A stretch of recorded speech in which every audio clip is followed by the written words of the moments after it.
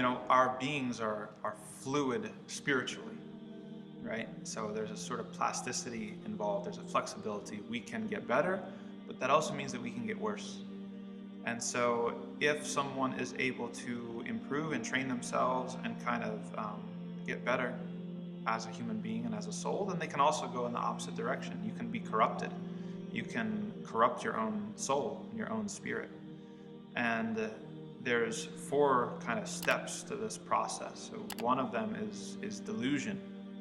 And that has to do with at the level of belief in the things that you believe in. It involves believing in ugly things, right? Believing in chaos and randomness and purposelessness. These sorts of things, they matter. It matters what you believe. It's going to have consequences in how you live your life. It's going to have consequences for your capacity to be a moral person or a moral actor. And so the level of belief is the first front, right? If you have delusional beliefs, or you have beliefs that are based in things that are ugly, that are going to lead towards vice and lead towards corruption, then it's only going to naturally unfold from there. And if someone is entertaining these sorts of things, then the solution is to try to confront doubts and try to think these things through, right? We treat beliefs these days like opinions. It's like, oh, I believe this, and you believe that, and we've become uncomfortable when it, faced with the proposition of actually having a substantial conversation. Well, why do you believe that? What's your evidence for that belief? Is that belief logically coherent, right? Does it defy reason? Does it defy experience, right? We don't like those conversations in our time, but they're important conversations to have.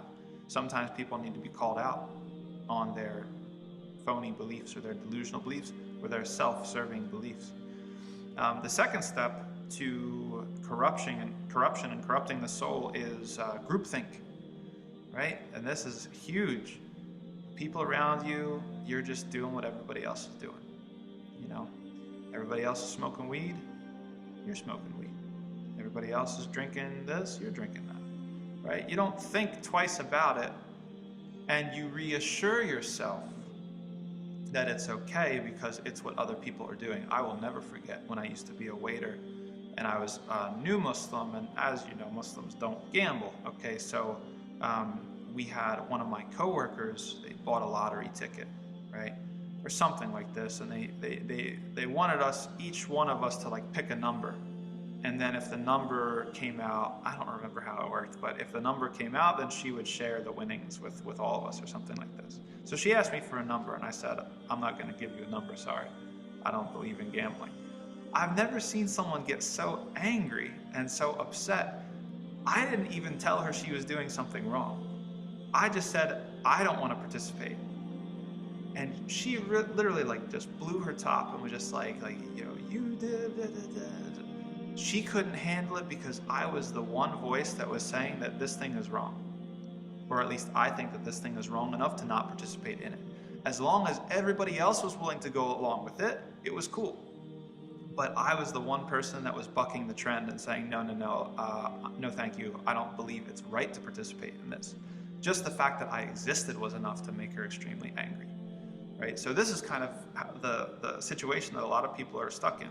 We surround ourselves, and it's really bad with social media, we surround ourselves with people that agree with us, or people that enable us to do what our base self wants us to do. And this is the path to corruption, because then you have nobody else checking you.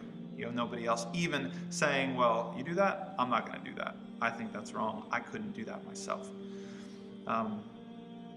After your sort of bad influences, the next step in corruption is heedlessness and idleness. So this is somebody who doesn't feel any sort of duty or motivation to get better or to strive as a person. And this is, we have a lot of this today in our society.